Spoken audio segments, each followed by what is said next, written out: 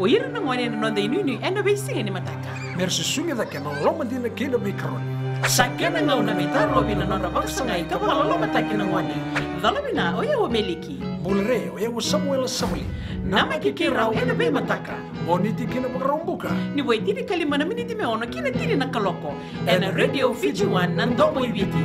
Indaw-ina na mataka dan ramai na singabo.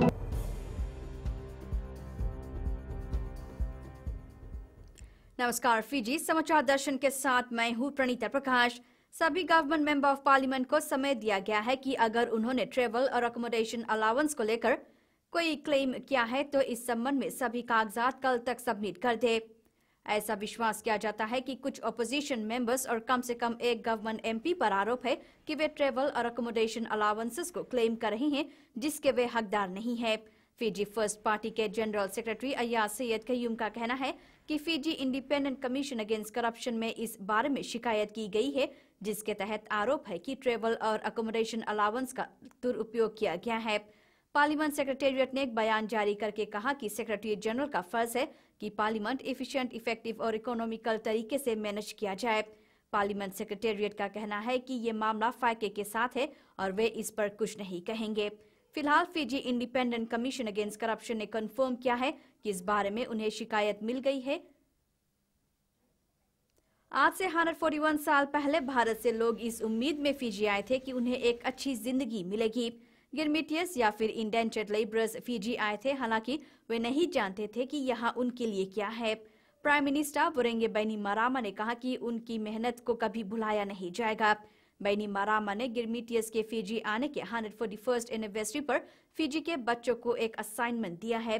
बैनिमारामा ने बच्चों से मांग की है कि वे गिरमिट के बारे में रिसर्च करें और उनके बारे में और जानकारी हासिल करें।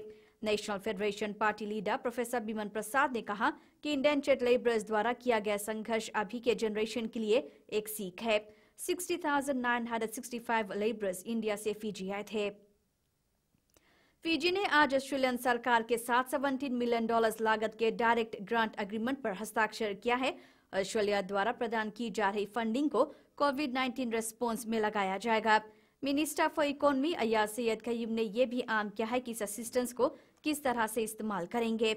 Australian high commissioner to Fiji John Feakes ने फीजी की सराहना की है और कहा कि फीजी ने कोविड-19 को लेकर सही कदम उठाया है।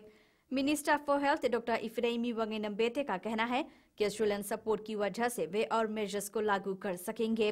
फिलहाल फीजी और ट्रांस-टैस्मन ट्रेवल बबल को लेकर बातचीत जारी है। और खेलकूद की खबरों में कोविड-19 पैंडेमिक की वजह से जो अनसर्टेनिटीज है के कारण इस साल स्कूल में शायद कोई स्पोर्टिंग कॉम्पिटिशन्स नहीं रहेंगे। स्कूल्स पिछले महीनों से ब्रेक पर हैं और अगर क्लासेस अगले महीने शुरू होंगे तो मिनिस्ट्री को अपने कैलेंडर को रीअलाइन करना होगा। मिनिस्टर फॉर एजुकेशन रोजी अकबर का कहना है कि स्कूल करिकुलम के रीअलाइन होने का मतलब रहेगा कि उन्हें एक्स्ट्रा करिकुलर एक्टिविटीज जैसे कि स्पोर्ट्स को बंद करना होगा। Secondary school super deans competition के लिए फीजी रग्बी यूनियन और Fiji secondary school rugby union ने कहा कि वे मिनिस्ट्री ऑफ एजुकेशन से सलाह लेने के बाद कोई निर्णय लेंगे।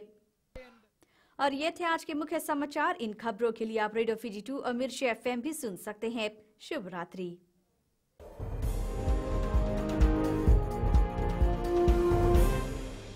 हमारे खूबसूरत देश फीजी में चाइल्ड अब्यूज की घटनाएं आए दिन बढ़ रही है। क्यों बच्चों का मासूम बचपन अब्यूज का शिकार हो जाता है? अपने बच्चों की सुरक्षा का खास ख्याल रखें। उनसे बातचीत करें, उनके दोस्तों के बारे में जानें।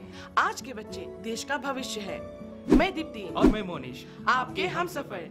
शामिल हो जाए हमारे साथ मंडे टू फ्राइडे 5:45 AM से 10 AM तक रेडियो फीजी 2 देश की धड़कन पर।